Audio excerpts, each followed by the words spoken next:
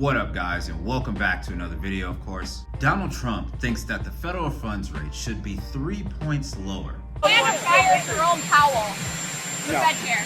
I think he's doing a terrible job.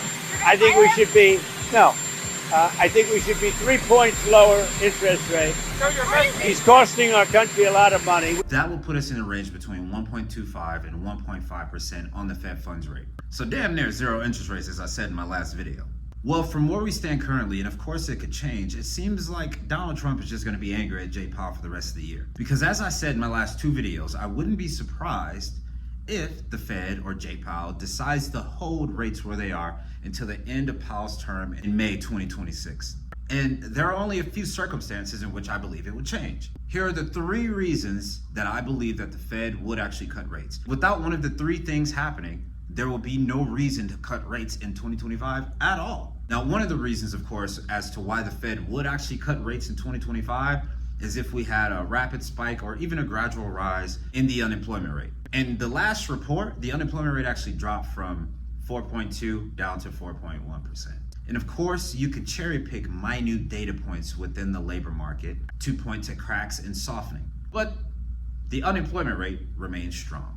And remember, if we're talking about monetary policy in terms of the dual mandate, we have to pay attention to what the Fed pays attention to. If we have an ancillary data point that we're looking at, trying to come to a conclusion of what the Fed's going to do, and they don't look at that data point at all, where that data point doesn't matter in the context of their decision. And so, when it comes to trying to understand the Fed's future moves, it's important to pay attention to what they pay attention to. And right now, that unemployment rate looking real good. Jobless claims came in at 227,000. So still relatively stable, actually dropped.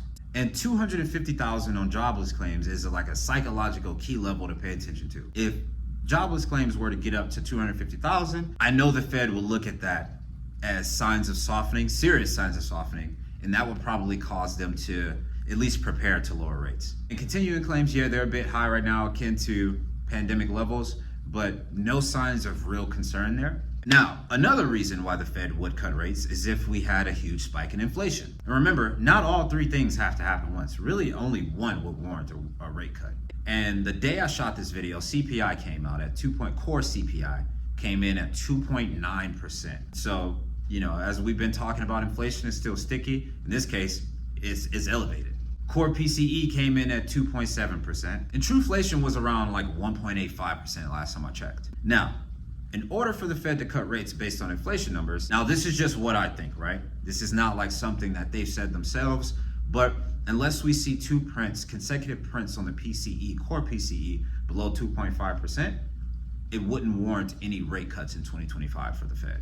And I don't think we're gonna see below 2.5% on the core PCE or core CPI at this point for the remainder of the year, thanks to tariffs. And so based on inflation data, I don't see them cutting rates either right now. And the third reason, of course, is if all tariffs are just completely canceled. In this past week, we had some new announcements. So it's pretty safe to say that tariffs aren't going anywhere anytime soon. And Donald Trump himself has said they're going to stay. So, they're not going anywhere. So we know we can't rely on that point either.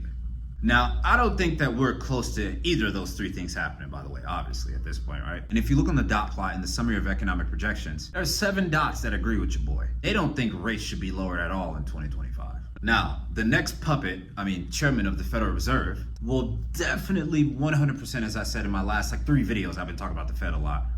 They will definitely lower rates close to the zero bound or wherever Trump wants them to be, right? They'll make sure they oblige to that. And if they can figure out the logistics of running the Treasury and the Fed, it's most likely going to be Scott Bessent as the chairman of the Federal Reserve. I still think it's a very close race between Chris Waller and Scott Bessent, but I think if Trump had it his way, he would put Scott Bessent in the position because Scott Bessent is really good in terms of being in front of the media. He says the right things. He never really shows any emotion. And yeah, he'll do exactly what the president wants. So, look, I will do what the president wants. I think he's the clear choice as long as they can figure out the logistics behind him running both entities. All in all, I don't think either of the 3 points I mentioned before will happen. I don't think the unemployment rate will spike in 2025 at least. I don't think inflation would fall below 2.5% on the core readings in 2025. And I don't believe tariffs will be canceled. And so there will be no reason for the Federal Reserve to cut rates. And so I'm steadfast on believing that the first rate cut is going to come in 2026, whether Jay Powell's still in office or not. I think it's going to come in 2026. And I wouldn't be surprised if it comes in June, which is the first meeting after the new Fed chair is in place. The first policy deciding meeting, at least. So cheap money's coming back. Risk assets are going to do well once they start that cycle, of course. And yeah, although it's going to lower the cost of our debt service as a country, it's still going to exacerbate the deficit at the end of the day. Jerome Powell, and then I have a question for the Attorney General.